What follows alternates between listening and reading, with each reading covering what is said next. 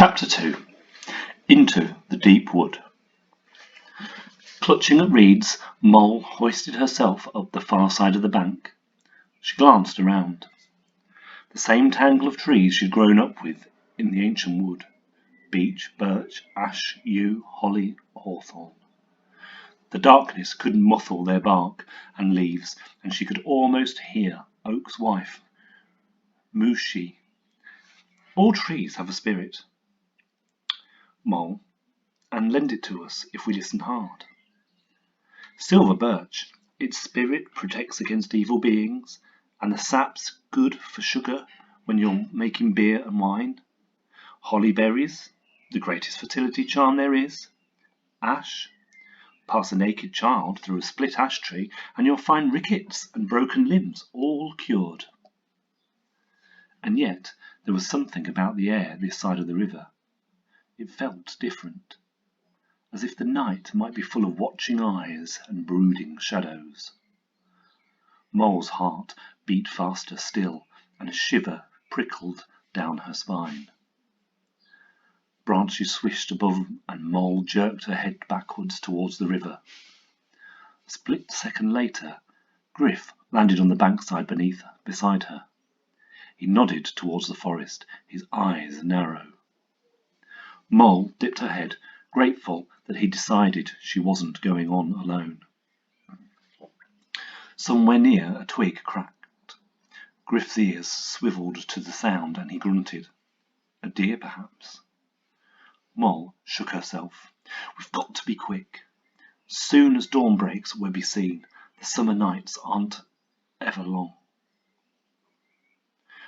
With Griff at her heels, she ran further into the deep wood beeches, her anklet jangling in the dark.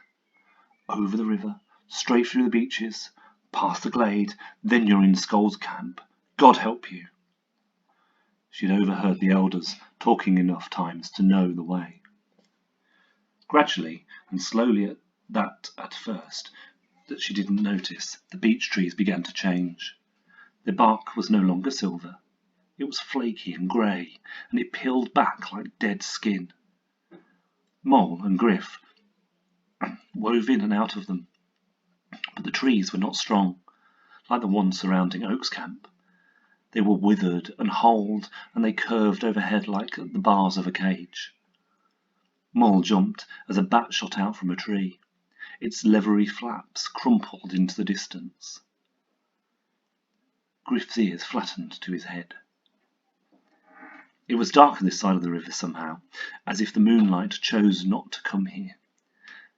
And it was quiet, just the tired creaking of branches stirring in the gathering wind.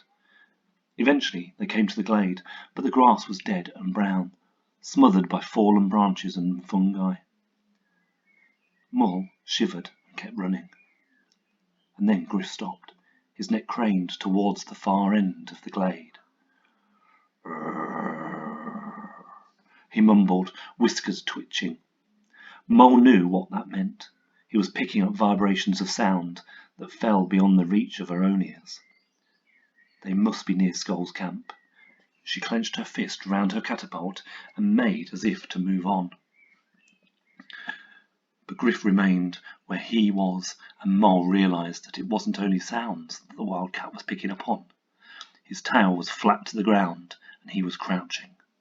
He'd seen something too. Moll scrunched her eyes into the night, but Griff could make out things in the dark that not even gypsies could see. Moll crept closer to him, her face sharpened with fear. Griff growled. Moll heard its creaking before she saw it, just like Griff had done. Some meters ahead, hanging from a decaying branch, was a bird cage. They crept closer until they were footsteps away. The cage was huge, several meters high and wide, swinging gently in the wind. Only there wasn't a bird inside. It was littered with bones. Moll gulped. Griff growled again. And there was something else. Nailed to the trunk of the tree below the cage was a creature with a bald tail and knobbly skull. a dead rat. Mole swallowed again as they stepped out of the glade back into the trees. Then Griff tensed. Hanging from another branch by a piece of tattered string was an owl. Dead. Eyeless. Just an owl, Mole whispered to herself. But she knew the signs. Every gypsy did. Caged bones, dead rats, hanging owls. These were witch doctor omens. She and Siddy had laughed at the stories of Skull being a witch doctor, but Oak had been telling the truth all along. If Oak knew the truth about Skull, no wonder Skull's gang wanted to force Oak's camp out of the forest. Mole glanced behind her. It wasn't too late to turn around. But Jinx. She couldn't leave Jinx in a place like this. She clenched her teeth. Then the whispering started. It was a strange kind of whispering, scratched and guttural, like muttering, as if it was coming from deep within someone, right from the back of their throat. And it was close, too close. Mole's body stiffened and fear settled around her neck. And yet she edged closer, somehow drawn to it. Griff followed.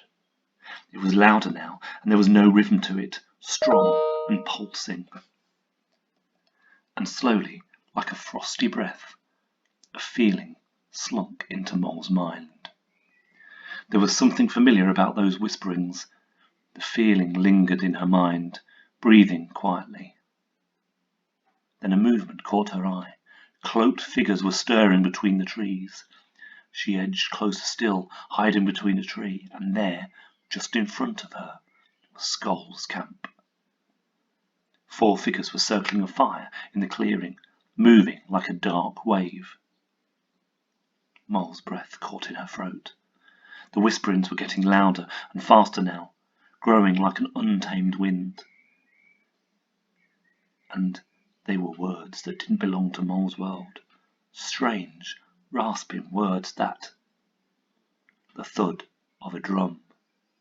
The hiss of a rattle. Mole's blood froze.